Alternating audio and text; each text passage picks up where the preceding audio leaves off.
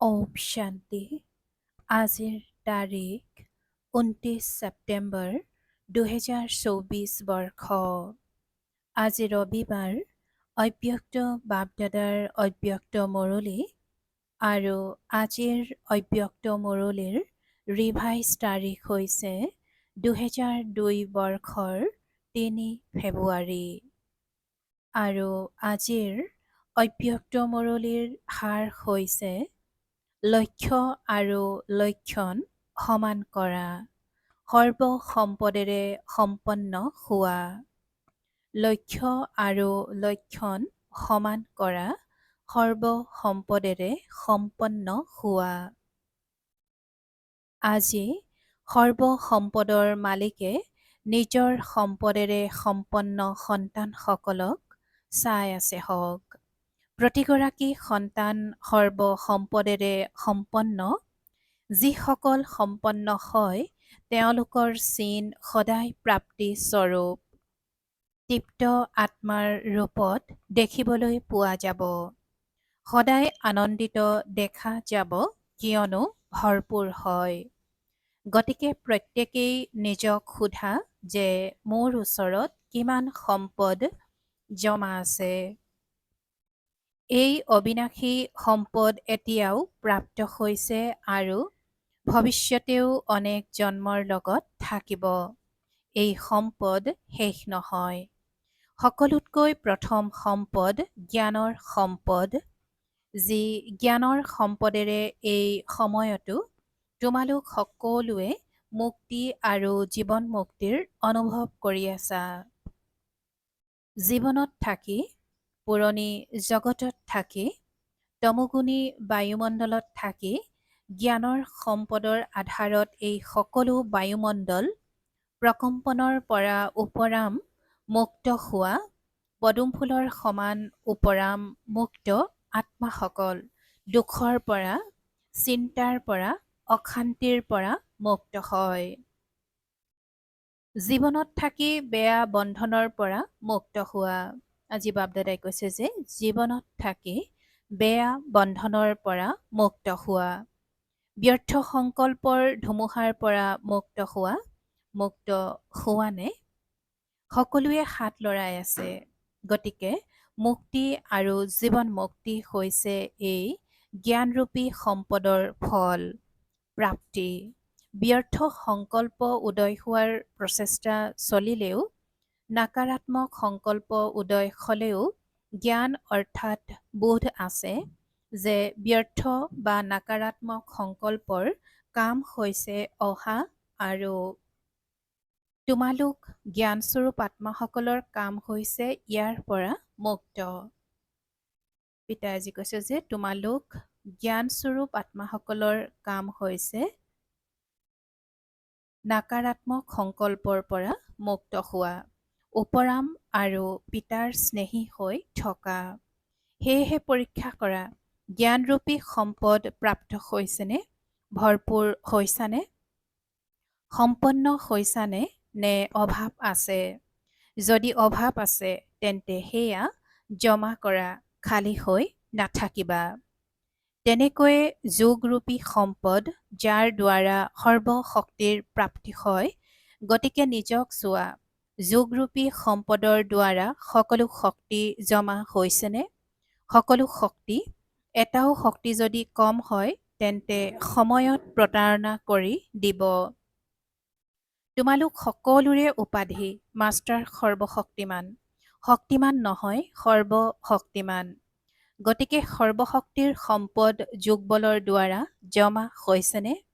ভৰপূৰ হোৱা নে প্ৰাপ্তিস্বৰূপ নে কম? কিয়? এতিয়া নিজৰ দুৰ্বলতা পূৰা কৰিব পাৰা। এতিয়া সুযোগ আছে। পাছত সম্পন্ন কৰাৰ সময় সমাপ্ত হৈ যাব। তেতিয়া দুৰ্বলতা থাকি যাব। পৰীক্ষা কৰা, প্ৰতিটো শক্তি সন্মুখত আনা আৰু গোটেই দিনটোৰ দিনচৰ্যা পৰীক্ষা কৰা। যদি শতাংশ হিচাপতো কম হয় তেতিয়া সম্পূৰ্ণ উত্তীৰ্ণ বুলি কোৱা নহ'ব। কিয়নো তোমালোক সকলোৰে লক্ষ্য হ'ল, যিকোনো সন্তানক সোধে যে সম্পূৰ্ণ উত্তীৰ্ণ হ'ব লাগে নে আধা উত্তীৰ্ণ। তেতিয়া সকলোৱে কয়, মইতো সূৰ্যবংশী হ'ম, চন্দ্ৰবংশী নহওঁ। চন্দ্ৰবংশী হ'বানে? বাপদাদাই সুধিছে যে চন্দ্ৰবংশী হ'বানে? বাপদাদাই বহুত ভাল সিংহাসন দিব, হ'বানে চন্দ্ৰবংশী? ভাৰতবাসী সূৰ্যবংশী হৈ যাব আৰু বিদেশীসকল চন্দ্ৰবংশী হৈ যাব, হ'বানে? নোহোৱা। সূৰ্যবংশী হ'ব লাগে আৰু হ'বই লাগে। এয়াতো বাপদাদাই বাৰ্তালাপ কৰি আছে। যিহেতু সূৰ্যবংশী হ'বই লাগে, দৃঢ় নিশ্চয়তা আছে পিতাৰ সৈতে আৰু নিজৰ সৈতে প্ৰতিজ্ঞা কৰি ল'লা, তেন্তে এতিয়াৰ পৰা কোনটো শক্তিৰে শতাংশ যাতে কম নহয়। পিতাই কৈছে যে এতিয়াতো বাপদাদাই বাৰ্তালাপ কৰি আছে। যিহেতু সূৰ্যবংশী হ'বই লাগে, দৃঢ় নিশ্চয়তা আছে পিতাৰ সৈতে আৰু নিজৰ সৈতে প্ৰতিজ্ঞা কৰি ল'লা, তেন্তে এতিয়াৰ পৰা কোনোটো শক্তিৰেই শতাংশ যাতে কম নহয়। যদি কোৱা যে পৰিস্থিতি অনুসৰি সমস্যা অনুসৰি শতাংশ কম হৈ থাকি গ'ল, তেন্তে চৈধ্য কলাশ হৈ যাব। সেইবাবে আজিকালি বাপদাদাই চাৰিওফালৰ সকলো সন্তানৰ খতিয়ান ৰেজিষ্টাৰ পৰীক্ষা কৰি আছে। বাপদাদাৰ ওচৰতো প্ৰত্যেকৰে ৰেজিষ্টাৰ আছে, কিয়নো সময় অনুসৰি আগতেই বাপদাদাই সন্তানসকলক শুনাই আছে যে সময়ৰ গতি অনুসৰি এতিয়া কেতিয়াবা বুলি নকবা, এতিয়াই। কেতিয়াবা হৈ যাব, কৰি ল'ম, হ'বতো লাগিবই, এনেকৈ নাভাবিবা। হ'বতো লাগে এনেকুৱা নহয়, এতিয়া কৰিবই লাগে। সময়ৰ গতি তীব্ৰ হৈ গৈ আছে, সেইবাবে পিতাৰ সমান হোৱা, সম্পূৰ্ণ উত্তীৰ্ণ হোৱা, ষোলকলা সম্পন্ন হোৱাৰ যি লক্ষ্য ৰাখিছা, গতিকে বাপদাদায়ো এইটোৱে বিচাৰে যে লক্ষ্য আৰু বাস্তৱিক লক্ষণ সমান হওক। যেতিয়া লক্ষ্য আৰু লক্ষণ দুয়োটা সমান হ'ব, তেতিয়াহে পিতাৰ সমান সহজে হৈ যাবা। পিতাই আজি কৈছে যে যেতিয়া তোমালোকৰ লক্ষ্য আৰু লক্ষণ দুয়োটা সমান হ'ব, তেতিয়াহে পিতাৰ সমান সহজে হৈ যাবা। গতিকে পৰীক্ষা কৰা, হৈ যাব, হৈয়ে যাম, এনেকৈ কোৱাটো হৈছে অমনোযোগিতা। যি কৰিব লাগে, যি হ'ব লাগে, যি লক্ষ্য আছে, সেয়া এতিয়াৰ পৰাই কৰিব লাগে, হ'ব লাগে। কেতিয়াবা শব্দটি নকবা, এতিয়াই। পিতাই আজি কৈছে যে কেতিয়াবা শব্দটি নকবা, এতিয়াই। গতিকে জ্ঞানৰূপী সম্পদ, যোগৰূপী সম্পদ আৰু হৈছে ধাৰণাবোৰৰ সম্পদ, যাৰ ধাৰণাবোৰৰ দ্বাৰা গুণৰূপী সম্পদ জমা হৈ যায়। গুণৰ ভিতৰতো যেনেকৈ সৰ্বশক্তি আছে, তেনেকৈ সৰ্বগুণ কেৱল গুণ নহয়, সৰ্বগুণ। গতিকে সৰ্বগুণ আছেনে? নে এনেকৈ ভাবা যে এটা দুটা গুণ কম হ'লে তাতে কি হ'ল, তেনেকৈ চলিবনে? নচলে। তেন্তে সৰ্বগুণৰ সম্পদ জমা আছেনে? কোনটো গুণৰ অভাৱ আছে, সেয়া পৰীক্ষা কৰি ভৰপূৰ হৈ যোৱা। চতুৰ্থ কথাটি হ'ল সেৱা। সেৱাৰ দ্বাৰা সকলোৰে অনুভৱ আছে। যেতিয়াই মনৰ সেৱা বা বাণী দ্বাৰা বা কৰ্ম দ্বাৰাও সেৱা কৰা, তেতিয়া তাৰ প্ৰাপ্তি আত্মিক আনন্দ পোৱা যায়। সেয়েহে পৰীক্ষা কৰা, সেৱাৰ দ্বাৰা আনন্দৰ অনুভূতি কিমানলৈকে কৰিছা। যদি সেৱা কৰিছা আৰু আনন্দিত হোৱা নাই, তেন্তে সেই সেৱা যথাৰ্থ সেৱা নহয়। সেৱাত কিবা নহয় কিবা অভাৱ আছে, সেইকাৰণে আনন্দিত নহয়। পিতাই কৈছে যে সেৱাত কিবা নহয় কিবা অভাৱ আছে, সেইকাৰণে আনন্দিত নহয়। সেৱাৰ অৰ্থ হৈছে আত্মাই নিজক আনন্দময় প্ৰস্ফুটিত আত্মিক গোলাপ আনন্দৰ দোলনাত ডুলি থাকোতা অনুভৱ কৰিব। গতিকে পৰীক্ষা কৰা, গোটেই দিন সেৱা কৰিলা, কিন্তু গোটেই দিনটোৰ সেৱাৰ তুলনাত ইমান আনন্দিত হলানে, নে চিন্তা ভাৱনাই চলি থাকিল? এইটো নহয়, এইটো নহয়, এইটো। আৰু তোমালোকৰ আনন্দৰ প্ৰভাৱ এফালেতো সেৱাৰ স্থানত, দ্বিতীয়তে সেৱাৰ সংগীসকলৰ ওপৰত, আৰু তৃতীয়তে যিসকল আত্মাৰ সেৱা কৰিলা, সেই আত্মাসকলৰ ওপৰত পৰে। বায়ুমণ্ডলৰো আনন্দমুখৰ হৈ যায়। এয়া হ'ল সেৱাৰ আনন্দৰূপী সম্পদ। আন এটা কথা, 4টা বিষয়টো আহিয়ে গ'ল আৰু হ'ল সম্বন্ধ সম্পৰ্ক। সেয়াও বহুত জৰুৰী। কিয়? বহুত সন্তানে ভাবে বাপ দাদাৰ সৈতেতো সম্বন্ধ আছে, পৰিয়ালৰ সৈতে থাকক বা নাথাকক, কি কথা আছে বা কি আপত্তি। বীজৰ সৈতেতো আছেই, কিন্তু তোমালোকে বিশ্বত ৰাজ্য কৰিব লাগে নহয়, গতিকে ৰাজ্যত সম্বন্ধ সম্পৰ্কত আহিবই লাগিব।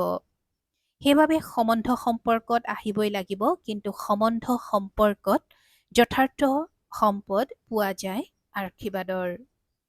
পিতাই কৈছে যে সেইবাবে সম্বন্ধ সম্পৰ্কত আহিবই লাগিব, কিন্তু সম্বন্ধ সম্পৰ্কত যথাৰ্থ সম্পদ পোৱা যায় আশীৰ্বাদৰ। সম্বন্ধ সম্পৰ্ক অবিহনে তোমালোকৰ আশীৰ্বাদৰ সম্পদ জমা নহ'ব। মাতা পিতাৰ আশীৰ্বাদটো আছে, কিন্তু সম্বন্ধ সম্পৰ্কতো আশীৰ্বাদ ল'ব লাগে। যদি আশীৰ্বাদ পোৱা নাই, অনুভৱ হোৱা নাই, তেন্তে বুজিবা সম্বন্ধ সম্পৰ্কত কিবা অভাৱ আছে। সম্বন্ধ সম্পৰ্ক যদি যথাৰ্থ ৰীতিৰে আছে, তেন্তে আশীৰ্বাদৰ অনুভূতি হোৱা উচিত। আৰু আশীৰ্বাদৰ কি অনুভূতি হ'ব? অনুভৱিতো হোৱা নহয়। যদি সেৱাৰ দ্বাৰা আশীৰ্বাদ পোৱা যায়, তেন্তে আশীৰ্বাদ পোৱাৰ অনুভৱ এইটোৱেই হ'ব যে নিজেও সম্বন্ধত আহি কাৰ্য কৰি ডবল লাইট অৰ্থাৎ পাতল হ'ব, বুজা অনুভৱ নকৰিব। আৰু যাৰ সেৱা কৰিলে সম্বন্ধ সম্পৰ্কত আহিল, তেওঁলোকেও ডবল লাইট অনুভৱ কৰিব। অনুভৱ কৰিব যে এওঁ সম্বন্ধত সদায় পাতল অৰ্থাৎ সহজ, ভাৰী হৈ নাথাকিব। সম্বন্ধত আহোঁ নাহোঁ, কিন্তু আশীৰ্বাদ পোৱাৰ কাৰণ দুয়োফালে নিয়ম অনুসৰি ইমান সহজো নহয়, যেনেকৈ কথিত আছে, বেছি মিঠা হ'লে পৰুৱা বহুত আহে। সেয়েহে ইমান সহজো নহয়, ডবল লাইট হৈ থাকিব। গতিকে বাপ দাদাই কয়, নিজৰ সম্পদ পৰীক্ষা কৰা সময় দি আছে, এতিয়া সম্পত্তিৰ ফলক লগা নাই। সেইবাবে পৰীক্ষা কৰা আৰু বৃদ্ধি কৰি গৈ থাকা। বাপ দাদাৰ সন্তানসকলৰ প্ৰতি স্নেহ আছে নহয়, গতিকে বাপ দাদাই ভাবে কোনো সন্তান যাতে পিছ পৰি নাথাকে, প্ৰতিগৰাকী সন্তান আগবাঢ়ি যাওক। আগবাঢ়ি গৈ থাকোঁতে দেহ অভিমান আহি যায়। সমান আৰু দেহ অভিমানৰ কাৰণে সমানত কম হৈ যায়। সেয়েহে দেহ অভিমান নাইকিয়া কৰাৰ বহুত সহজ সাধন হ'ল দেহ অভিমানত অহাৰ এটাই শব্দ, সেইটো জানাও। দেহ অভিমানৰ এটা শব্দ কোনটো? তাই সুধিছে যে দেহ অভিমানৰ এটা শব্দ কোনটো? মই। বাৰু তেন্তে কিমান বাৰ মই বুলি কোৱা? গোটেই দিনটোত কিমান বাৰ মই বুলি কোৱা আৰু কেতিয়াবা টুকি ৰাখিছানে? বাৰু এদিন টুকি ৰাখিবা। বাৰে বাৰে মই শব্দটিতো আহেই, কিন্তু মই কোন? প্ৰথম পাঠটি হ'ল মই কোন। যেতিয়া দেহ অভিমানত মই বুলি কোৱা, কিন্তু বাস্তৱত মই কোন? আত্মা নে দেহ? আত্মাই দেহ ধাৰণ কৰিছে নে দেহে আত্মা ধাৰণ কৰিছে? কি হ'ল? আত্মাই দেহ ধাৰণ কৰিছে, ঠিক আছে নহয়? তেনেহলে আত্মাই দেহ ধাৰণ কৰিলে তেন্তে মই কোন হয়? আত্মা নহয় জানো? গতিকে সহজ সাধন হ'ল, যেতিয়াই মই শব্দটি কোৱা, তেতিয়া এইটো স্মৃতিত আনিবা যে মই কেনেকুৱা আত্মা। আত্মা নিৰাকাৰ, দেহ সাকাৰ। নিৰাকাৰ আত্মাই সাকাৰ দেহ ধাৰণ কৰিলে, গতিকে যিমান বাৰ মই বুলি কোৱা, সিমান সময় এইটো স্মৃতিত ৰাখিবা যে মই নিৰাকাৰ আত্মা সাকাৰত প্ৰৱেশ কৰিছো। যেতিয়া নিৰাকাৰ স্থিতি স্মৃতিত থাকিব, তেতিয়া নিৰহংকাৰী স্ৰোত হৈ যাবা। দেহবোধ শেষ হৈ যাব। সেয়াই প্ৰথম পাঠ, মই কোন। এইটো স্মৃতিত ৰাখা যে মই কেনেকুৱা আত্মা। আত্মা স্মৃতিত আহিলে নিৰাকাৰী স্থিতি দৃঢ় হৈ যাব। য'ত নিৰাকাৰী স্থিতি থাকিব, ত'ত নিৰহংকাৰী নিৰ্বিকাৰী হৈয়ে যাব। গতিকে কাইলৈৰ পৰা টুকি ৰাখিবা। যেতিয়াই মই বুলি কোৱা, তেতিয়া কি স্মৃতিত আহে? আৰু যিমানবাৰ মই শব্দটি ব্যৱহাৰ কৰা সিমানবাৰ নিৰাকাৰী, নিৰহংকাৰী, নিৰ্বিকাৰী শ্ৰোত হৈ যাব বাৰু। আজি যুৱা দল আহিছে, অৰ্থাৎ যুৱা দল আহিছে। যুৱা বহুত আছে, অৰ্থাৎ যুৱক বহুত আছে। বাপ দাদাই যুৱা দলক বৰদান দিয়ে যে সদায় সমৃদ্ধ হৈ থাকক। এটাও সম্পদ নষ্ট নকৰিবা, সমৃদ্ধ হৈ থাকিবা, সমৃদ্ধি কৰিবা। লৌকিক গুৰুসকলে আশীৰ্বাদ দিয়ে আয়ুষ্মান ভৱ, আৰু বাপ দাদাই কয় শৰীৰৰ আয়ুসটো যিমান আছে সিমানেই থাকিব। সেইবাবে শৰীৰৰ আয়ুসৰ হিচাপত আয়ুষ্মান ভৱৰ বৰদান নিদিয়ে, কিন্তু এই ব্ৰাহ্মণ জীৱনত সদায় আয়ুষ্মান ভৱ। কিয়? ব্ৰাহ্মণেই দেৱতা হ'বগৈ, গতিকে আয়ুষ্মানটো দীৰ্ঘায়ুটো হ'বই নহয়। যুৱাসকলৰ এটা বিশেষত্ব থাকে। তোমালোক যুৱাসকলে নিজৰ বিশেষত্বক জানানে? কি বিশেষত্ব থাকে জানানে? তোমালোকৰ কি বিশেষত্ব? যি বিচাৰে সেয়া কৰিব পাৰে। বাৰু কৰিব পাৰানে? ভাল কথা।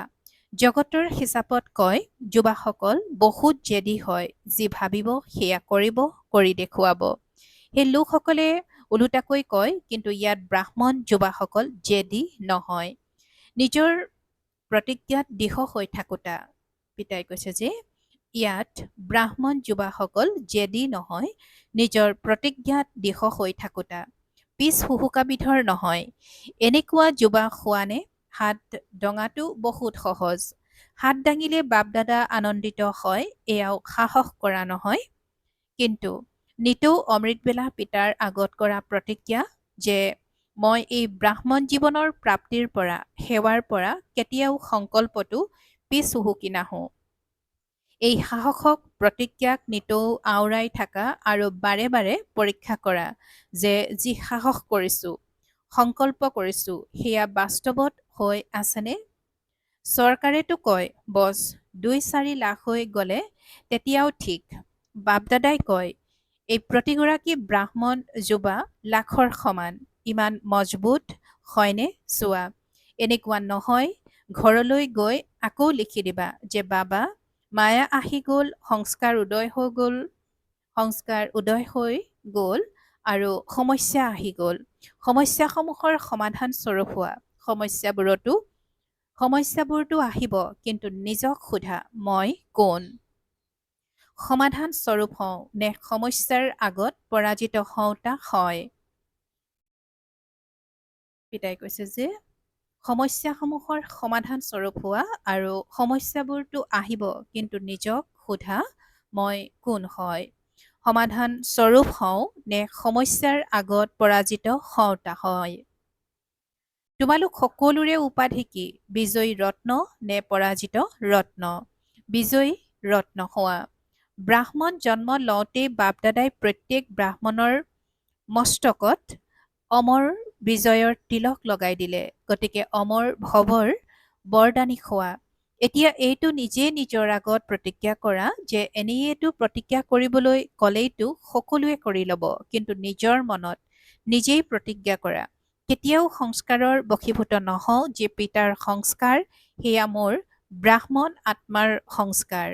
যি দাপৰ কলিযুগৰ সংস্কাৰ সেয়া মোৰ সংস্কাৰ নহয়।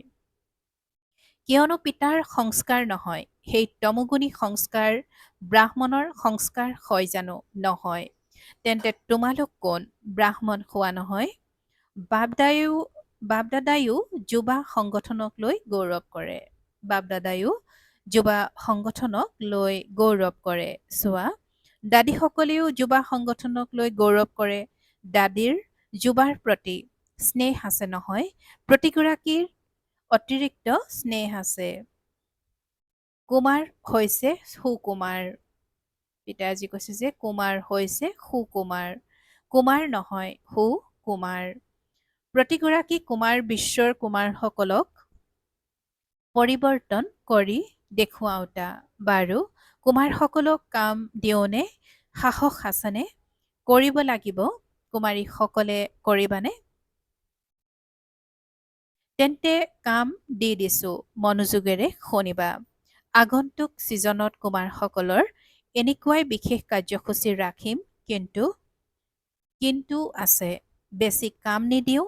প্ৰতিগৰাকী কুমাৰে 10 গৰাকীকৈ কুমাৰৰ সৰু হাতৰ খাৰু তৈয়াৰ কৰি আনিবা।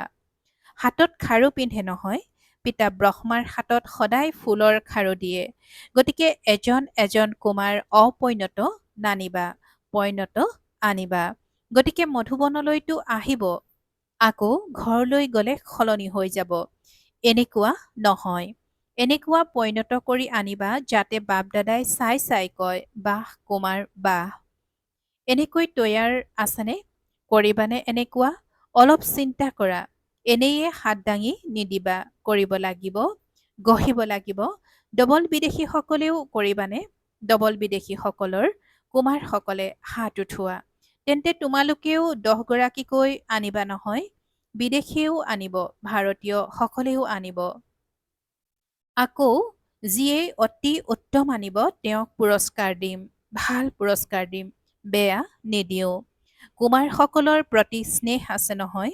যদি চৰকাৰে চাকাৰাত্মক কাৰ্যকৰোতা যথেষ্ট সংখ্যক কুমাৰ পাই যায়, তেন্তে চৰকাৰ কিমান আনন্দিত হ'ব। যদি তোমালোকে 10 গৰাকীকৈ কুমাৰ আনা, তেতিয়া গোটেই সভাঘৰ কুমাৰেৰে ভৰি পৰিব। তেতিয়া চৰকাৰক নিমন্ত্ৰণ জনাম, চাওক এয়া কুমাৰ, কিন্তু আনিব লাগিব আৰু গঢ়িব লাগিব। যদি নিজৰ স্থিতি আৰু লক্ষ্য আৰু লক্ষণ সমান কৰি ৰাখা, তেতিয়া সেৱাত সফলতা হ'ব নে নহয়, এইটো সংকল্পও উদয় হ'ব নোৱাৰে, হয় আশা। কেৱল তোমালোক নিমিত্ত হ'ব লাগে, এইটো প্ৰতিজ্ঞা সদায় আওৰাই থাকিবা। চমৎকাৰটো কৰিবই লাগে নহয়। বাৰু। মুৰুলীৰ মাজত অকস্মাৎ বাপদাদাৰ সন্মুখত দুজন কুমাৰ মঞ্চলৈ আহি গ'ল, যাক আঁতৰাই পঠিওৱা হ'ল। বাৰু, এতিয়া খেলৰ মাজতে খেল দেখিলা। এতিয়া বাপদাদাই কয়, সাক্ষী হৈ খেল চালা, উপভোগ কৰিলা। এতিয়া 1 ছেকেণ্ডত দেহৰ পৰা একেবাৰে উপৰাম হৈ শক্তিশালী আত্মিক ৰূপত স্থিত হ'ব পাৰিবানে? পূৰ্ণ জ্যোতি। বাপদাদাই বহুত শক্তিশালী ডিল কৰালে। বাৰু, এইটোৱে অভ্যাস সকলো সময়ত মাজে মাজে কৰিব লাগে আৰু এতিয়াই কাৰ্যত আহিলে। অৰ্থাৎ পিতাই কৈছে যে এতিয়াই কাৰ্যত আহিলা আৰু এতিয়াই কাৰ্যৰ পৰা উপৰাম, চাকাৰীৰ পৰা নিৰাকাৰী স্থিতিত স্থিত হৈ যোৱা। এনেকৈয়ে এয়াও এক অনুভৱ দেখিলা। কোনো সমস্যা আহিলেও তেতিয়া এনেকৈয়ে 1 ছেকেণ্ডত সাক্ষী দৃষ্টা হৈ সমস্যাক কাষৰীয়া দৃশ্য বুলি বুজি ধুমুহাক এক উপহাৰ হিচাপে লৈ সেয়া অতিক্ৰম কৰা। অভ্যাস আছে নহয়। আগলৈ গৈতো এনেকুৱা অভ্যাসৰ বহুত আৱশ্যক হ'ব। পূৰ্ণ জ্যোতি। প্ৰশ্নবোধক চিন নাই, এয়া কিয় হ'ল, এয়া কেনেকৈ হ'ল, হৈ গ'ল। পূৰ্ণ জ্যোতি আৰু নিজৰ পুৰা শক্তিশালী স্থিতিত স্থিত হৈ যোৱা। সমস্যা তলত থাকি যাব। তোমালোকে উচ্চ স্থিতিৰে সমস্যাৰূপী কাষৰীয়া দৃশ্য চাই থাকিবা। ভাল বাৰু।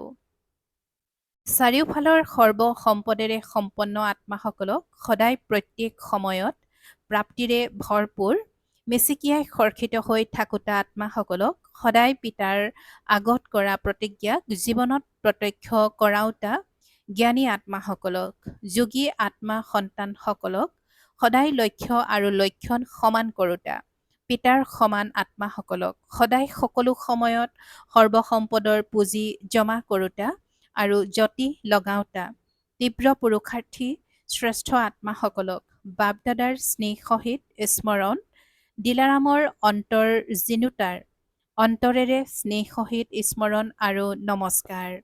আৰু আত্মিক সন্তানসকলৰো আত্মিক বাপদাদাৰ প্ৰতি স্নেহ সহিত স্মৰণ আৰু সুপ্ৰভাত আৰু নমস্কাৰ, নমস্কাৰ, নমস্কাৰ। আৰু আজিৰ বাপদাদাৰ বৰদান। পৰিস্থিতিসমূহক শিক্ষক বুলি বুজি তাৰ পৰা পাঠ পঢ়োতা অনুভৱী মূৰ্ধুৱা। পৰিস্থিতিসমূহক শিক্ষক বুলি বুজি তাৰ পৰা পাঠ পঢ়োতা অনুভৱী মূৰ্ধুৱা। আৰু আজিৰ বৰদানৰ ব্যাখ্যা। যিকোনো পৰিস্থিতিত ভয়ভীত হোৱাৰ পৰিৱৰ্তে অলপ সময়ৰ কাৰণে তাক শিক্ষক বুলি বুজা। পৰিস্থিতিয়ে তোমালোকক বিশেষকৈ দুটা শক্তিৰ অনুভৱী কৰি তোলে, এটা সহন শক্তি আৰু আনটো সন্মুখীন হোৱাৰ শক্তি। এই দুটা পাঠ পঢ়ি লোৱা, তেতিয়া অনুভৱী হৈ যাবা। যিহেতুকে এনেকৈ কোৱা যে মইতো নিমিত্ত, মোৰ একো নাই, তেন্তে আকৌ পৰিস্থিতিসমূহলৈ ভয় কৰা কিয়? নিমিত্ত মানে সকলো পিতাক হস্তান্তৰ কৰি দিলা, সেইবাবে যি হ'ব সেয়া ভাল হ'ব। এইটো স্মৃতিৰে সদায় নিশ্চিন্ত সমৰ্থ স্বৰূপত থাকা। এইটো স্মৃতিৰে সদায় নিশ্চিন্ত সমৰ্থ স্বৰূপত থাকা। আৰু আজিৰ শ্লোগান, যাৰ স্বভাৱ অমায়িক তেওঁ ভুলতেও কাকো দোষ দিব নোৱাৰে। যাৰ স্বভাৱ অমায়িক তেওঁ ভুলতেও কাকো দোষ দিব নোৱাৰে। ওম শান্তি। প্ৰীতি বুদ্ধিৰ হৈ বিজয়ী ৰত্ন হ'বৰ কাৰণে আজিৰ অব্যক্ত সংকেত। আধাকল্পৰ পৰা যি ভক্তি কৰিছা তাৰ ফলস্বৰূপে জ্ঞান সাগৰ পিতা আৰু অবিনাশী জ্ঞান প্ৰাপ্ত হয়। যি জ্ঞানেৰে জ্ঞানস্বৰূপ আত্মা হৈ যোৱা, জ্ঞান সাগৰ আৰু জ্ঞানত সমাহিত হৈ থাকা, সেয়েহে ইচ্ছা মাত্ৰম অবিদ্যা হোৱা। কোনো অপ্ৰাপ্তি বা ইচ্ছা তোমালোকৰ থাকিব নোৱাৰে। ওম শান্তি।